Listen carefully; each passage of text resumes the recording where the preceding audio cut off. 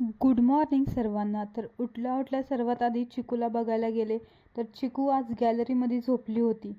आमची गादी एका साईडला आणि आम्ही झोपतो दुसऱ्या साईडला. दिवस निघाले की आम्हाला एकाच गोष्टीची काळजी असते, ती म्हणजे खायची.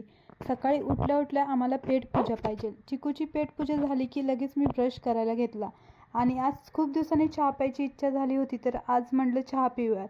तर चहा केला. ॲसिडिटीमुळे चहा सोडला होता, तर खूप दिवसांनी आज चहा पिला.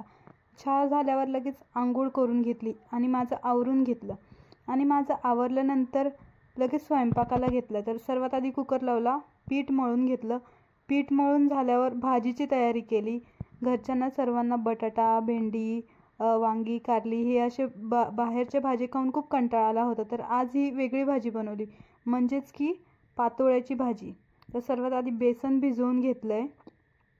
बेसनामध्ये कोथिंबीर, हिरवी मिरची आणि जिरं टाकून तर अशा बेसनाच्या पोळ्या बनवून घेतल्या आणि साईडला सर्व मसाला काढून घेतला. कांदे, खोबरं वगैरे भाजून घेतले, मिक्सरमधून काढून घेतले आणि कोथिंबीर टाकल्यामुळं वाटण हिरवं दिसतंय. तेलात छान असा मसाला आपला होऊ द्यायचा.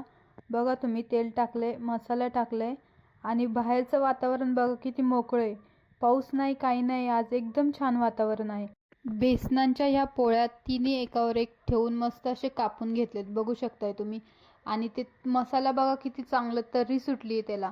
आणि वाटणामध्ये कोमट करून पाणी टाकायचं, डायरेक्ट थंड पाणी टाकायचं नाही. आणि ते झालं, पाणी उकळलं, छान मसाला उकळला की हे पोळ्यांचे जे तुकडे केले होते ते टाकलेत मी. आणि आमच्या साईडला याला पातोळ्याची भाजी म्हणतात. तुमच्या साईडला काय बोलतात मला नक्की कमेंट करून सांगा. भाजी झाली की लगेच चपात्याही करून घेतल्या. चपात्या करून घेतल्या आणि 12 वाजता, म्हणजे 12 वाजून 10 मिनिटाला माझा स्वयंपाक झालाय.